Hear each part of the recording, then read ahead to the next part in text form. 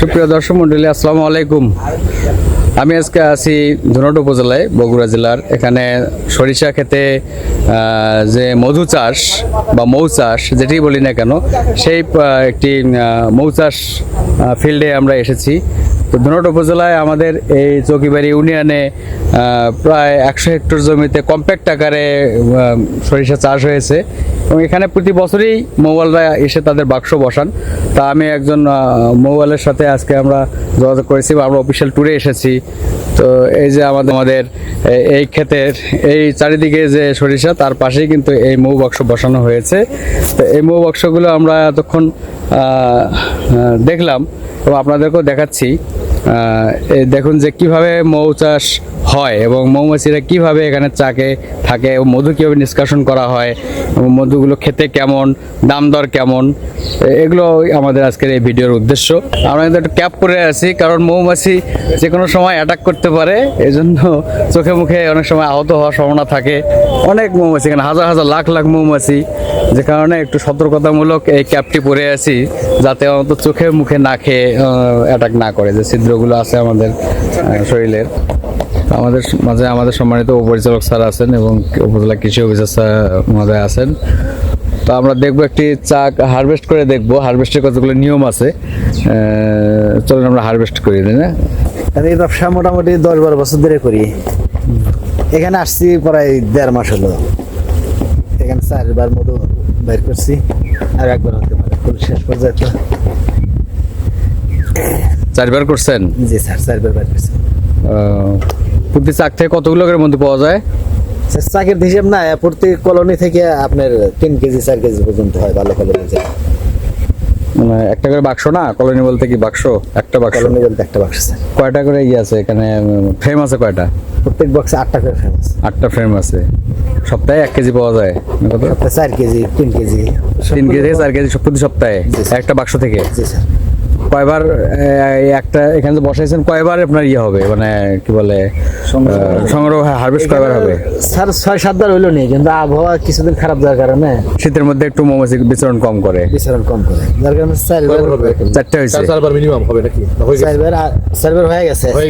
আরো 1বার হবে? আরেকবার হবে। 5বার হবে। 5বার তাহলে 15 থেকে 20 কেজি টার্গেট নাকি একটা করে বাক্স থেকে? জি স্যার। একটা বাক্স 15 থেকে 20 কেজি। বাক্স কতগুলো আছে? বাক্স মোট আছে 200, কিন্তু এখানে 100 নিয়ে আসছে। এখানে 100 চালাচ্ছেন আপাতত? আচ্ছা আচ্ছা। তো এটা দিয়ে আসলে একটু মাছিগুলোকে একটু তাড়ানো হয়, হালকা একটু তাড়ায় দিয়ে। শুধু পাটের ছালা? ও তেমন কিছু না, অন্য কিছু না। ওটার মধ্যে আগুন লাগাই দিচ্ছেন? আগুন লাগাই দিচ্ছি। তারপরে মধু আপনারা বিক্রি করেন কোথায়? মধু এগুলা কোথায় বিক্রি হয়? স্যার মধু ইদানিং এই যে এই গামছাটা সরাই দেন। ইন্ডিয়া থেকে আগে ডাবর নিত। ডাবর এখন? গামছা সরাই দেন। এখন নেই কারা? এখন ডাবর নেয় না, এখন বাংলাদেশের এপি নাই। স্কয়ার। ডাবর কেন নিচ্ছে না? মধুর মান খারাপ হয়ে গেছে নাকি আপনার? ওদের মান স্যার ভেজাল করতেছেন? ভেজাল হচ্ছে ভিতরে? ভিতরে স্যার মেন তথ্য নাকি ডাবর আজ থেকে বেশ কয়েক বছর আগে আসছিল। হ্যাঁ, যে বছর আসছিল ওই বছর মধুর দাম ডবল গেছিল। বেশি দাম বাড়ানোর কারণে কিছু চাষি আপনার নকল মধু বানায় ওখান থেকে দিয়ে ডেলিভার মধু দিতে পারে। এবার না 2-3 বছর আগে থেকে আসে। এপি না? এপি নেয়। আর বিশেষ করে স্যার অনলাইন গুলোই যারা ওই যে ঘরের বাজার কত করে বিক্রি করে? ওরা পাইকারি নেয় আপনার কাছে? স্যার এখান থেকে পাইকারি আমরা বিক্রি করি 350-400। দেখবো যে কি করে একটি বাক্স থেকে মধু, প্রত্যেকটাতে রানী আছে স্যার, প্রতি কলোনিতে একটি করে রানী আছে। এখানে অনেক বাক্স স্থাপন করা হয়েছে। এই যে বিস্তীর্ণ মাঠ সরিষা রয়েছিল, তো এই বিস্তীর্ণ মাঠ তারা 100 বাক্স এখানে বসে আছে। প্রথমে একটু ধোয়া নিয়ে মাছিগুলোকে সরাই নেওয়া হয়, এজন্যই যাতে মাছির ক্ষতি না হয়। এই মাছিগুলো পরবর্তী ফিরে আসবে, অসুবিধা নেই, কোনোভাবে যেন ক্ষতি না হয়। এটা থেকে মধু আছে? কি অবস্থা, কেমন আছে? মধু আছে, কিন্তু রানী দেখতে তো রানী খুঁজতেছেন না? রানী খুঁজতেছে। দেখুন এখানে আমরা দেখছি 8টা। স্যার আপনার ওই অনেক মাছের ভিতর থাকে তো, 8টা ফ্রেম দরকার। তাহলে জাকি দি দরকার নেই, বাইর করে বাইরে দেখবেন না। প্রসেস দেখেন। হ্যাঁ, একটা প্রসেস দেখেন। মাছিগুলোকে সরিয়ে নেওয়া হলো যাতে ক্ষতি না হয়, ব্রাশ দিয়ে সরিয়ে নেওয়া হয়, কারণ কারো যেন ক্ষতি না হয়, কারণ প্রত্যেকটা মাছই মূল্যবান। এরা কর্মী মৌমাছি, এরা সংগ্রহ করে তাদের মধু। আর এটা হলো ডিম বাচ্চা, আর এটা হলো আপনার ফুলের রেণু, বাংলায় বলে হ্যাঁ, বি পোলেন। পোলেন পোলেন এই হলুদ গুলা পোলেন খায় ওরা, হ্যাঁ বাচ্চা মাছ খায়, বাচ্চাদেরকে খাওয়ায় পোলেন। মানুষও এখন পোলেন খাচ্ছে। রয়্যাল জেলি করতে পারে, রয়্যাল জেলি রয়্যাল জেলিও পাওয়া যায়। পাওয়া যায় স্যার। রয়্যাল জেলির জন্য আলাদা প্রস্তুতি লাগে, হেভি দাম এটা। জাপানিরা খায়, জাপানিরা খায়।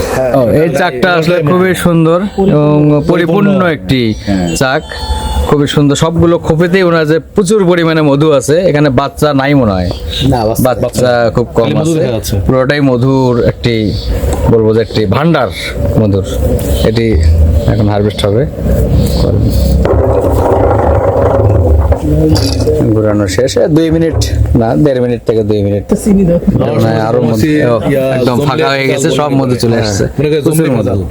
এই কথাটা আসলে এখান থেকে মানে হাফ কেজি মধু পাবে, তাই না? একটা এখান থেকে 1.5 কেজি মতো মধুর অবস্থা, অনেক ধরনের মৌমাছি, কিছু মোম, কিছু চাকের অংশ একসাথে মিশ্রিত রয়েছে।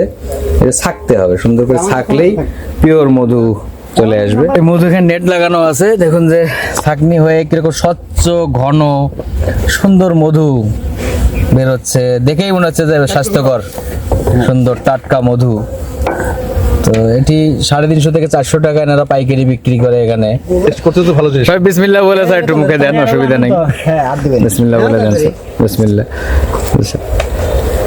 স্যার কেমন লাগলো মধু? আসলে মিষ্টতা বেশি, মিষ্টতা বেশি স্যার। অনেকে বলে যে সরিষা বা চাষ করা মধু মিষ্টি কম, হ্যান ত্যান নানান ধরনের কথা বলে, কিন্তু মিষ্টি স্যার। হ্যাঁ, একটু ঝাঁজ লাগে। আমাদের উপজেলা কৃষি অফিসার সেও একটু টেস্ট করে দেখুক। জমে যখন যাবে স্যার চামচ জাতি আমি আসলে মধু খুব কম খাই, আমার অ্যালার্জি হয়, অ্যালার্জি, মানে গলা চুলকায় স্যার। সেটা তো বহুত অ্যালার্জি, প্রথম জানলাম বহুত অ্যালার্জি হয় অল্প।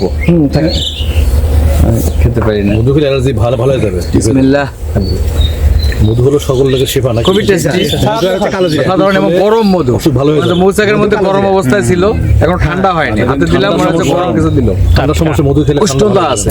এটি যারা টাটকা খেয়েছেন তারা বিশ্বাস করবেন যে মধু চাকে গরম থাকে। তো দর্শক মণ্ডলী, আমি এই মুহূর্তে কথা বলবো আমাদের এই ধুনট উপজেলার সম্মানিত উপজেলা কৃষি অফিসার কৃষিবিদ মোহাম্মদ সামিদুল ইসলাম। তার কাছে জানবো যে আসলে এই মৌ চাষ করে আসলে কীভাবে লাভবান হচ্ছি আমরা। ধন্যবাদ স্যার। আজকের এই মৌ চাষ, এখানে মৌ বক্স স্থাপন কার্যক্রমে জেলা থেকে সম্মানিত উপপরিচালক স্যার এবং অতিরিক্ত উপপরিচালক স্যার এখানে কষ্ট করে এসেছেন, সেজন্য আমি তাদের প্রতি প্রথমে কৃতজ্ঞতা জানাচ্ছি স্যার। আমার এখানে প্রায় 5,500 হেক্টর সরিষার আবাদ হয়েছে এবার ধুনট উপজেলাতে। তো সর্বোপরি যখন এই মৌমাছি এখানে তারা বক্স স্থাপন করে স্যার, সরিষার আবাদ প্রায় 15% উৎপাদন বৃদ্ধি পায়। একদিকে যেমন সরিষার আবাদ বৃদ্ধি পায়, অন্যদিকে একটা মধুর যোগান হচ্ছে, কর্মসংস্থান হচ্ছে। সর্বোপরি আমি বলবো যে সব এলাকাতে এইভাবে মৌ বক্স যদি স্থাপন করে আমরা মধু আহরণ করতে পারি, তাহলে আমাদের এই কৃষি বিভাগ দেশের আর্থ সামাজিকে অবদান রাখতে পারবে।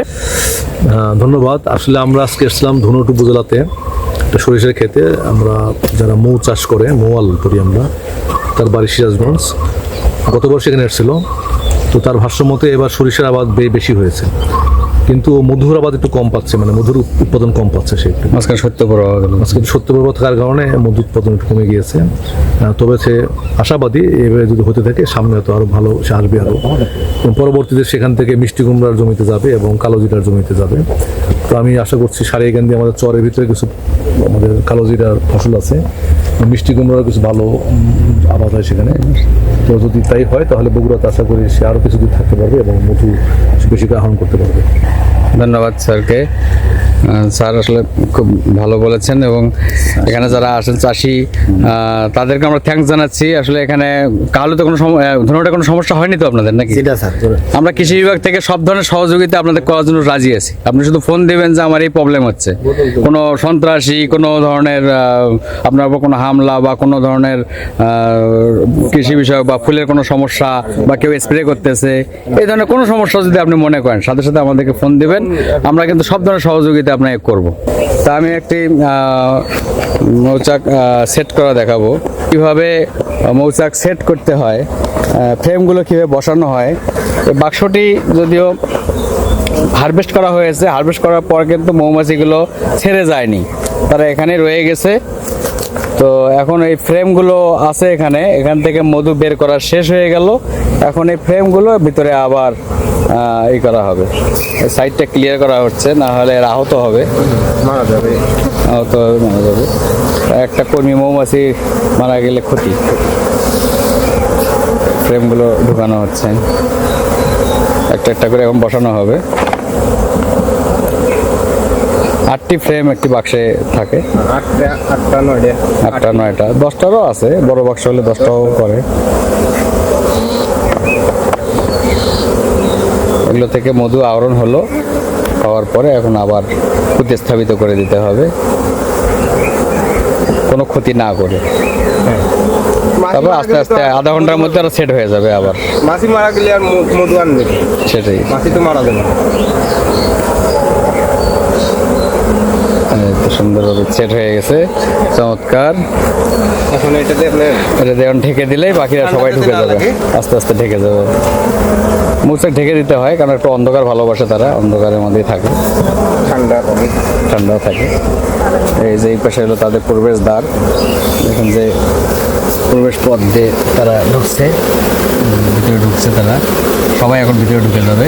ভিতরে ঢুকে যায় আবার চাকে আগে যেভাবে ছিল সেইভাবে তারা নিজে থেকে অ্যাডজাস্ট করে নেবে ওখানে। মৌমাছি যদি থাকে জমিতে তা 15% উৎপাদন বাড়বে, অর্থাৎ 100 কেজির জায়গায় 115 কেজি ফলন পাবো। আর একটি হচ্ছে যে এটি একদিকে মধু পাওয়া যাবে, শুধু অর্থনৈতিকভাবে লাভজনক।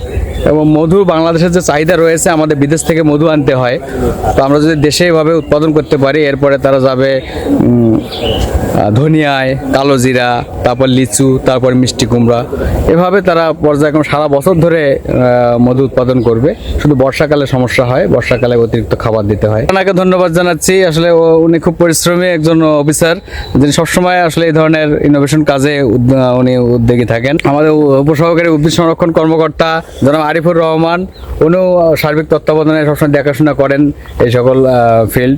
কেমন লাগলো আজকের এই মৌচাষ ভিডিও, সেটি আমাদের কমেন্ট করে জানাবেন। তো আমরাও চেষ্টা করবো, আপনাদের এলাকায় যদি এরকম বড় সরিষার ক্ষেত থাকে তাহলে আমাদেরকে জানাবেন, আমরা মোবাইলকে খবর দিতে পারবো যাতে আপনার এলাকায় তারা প্রোডাকশনের বাক্স নিয়ে যেতে পারে। তো ধন্যবাদ, আসসালামু আলাইকুম।